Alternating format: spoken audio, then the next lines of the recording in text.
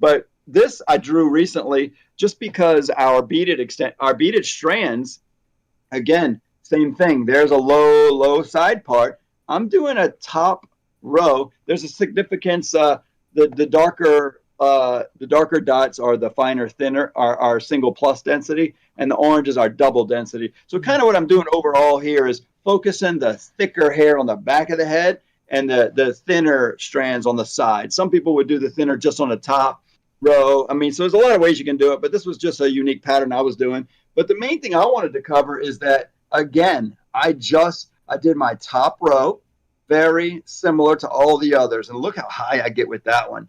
I mean, I really pushed the envelope and got really high up here, but I'm assuming this client's got a little thicker hair and can hide it up there. And I counted, so this is 150 strands total. So this is 3 packs, 50 strands per pack, 25 strands per pack. Yeah.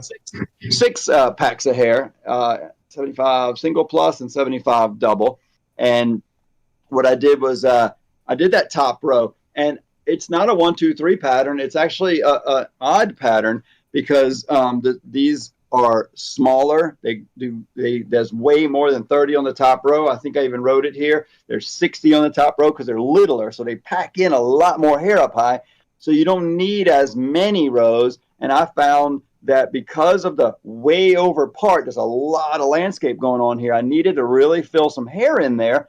But on the other side, because of the deep part, which is a unique situation, these two are so close together, I didn't have room for a third row in there. I would have liked to, because I feel like when you go from 2 rows to 4 rows, that's a big difference. But that's also the deeper part, much more hair going that way. But do you think it's made up because you're adding in more pieces in that section? Do you think that kind of compensates for missing that row?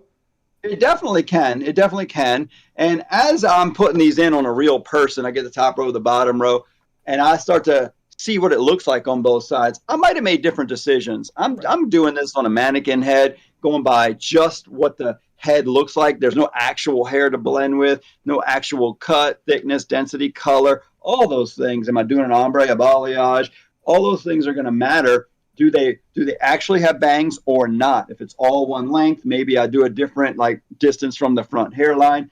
And again, I do the bottom row and the top row first when I'm gonna do a full head of strands, because I want to see how that falls and looks, and then fill in on the sides according to what needs to be done to make it look right. Maybe only 1 row in the middle here would have been enough there, and I might have just filled in more in the back then, or I might have put a few more along that front hairline. So the real world is way different than a mannequin head. And so let's be real about that.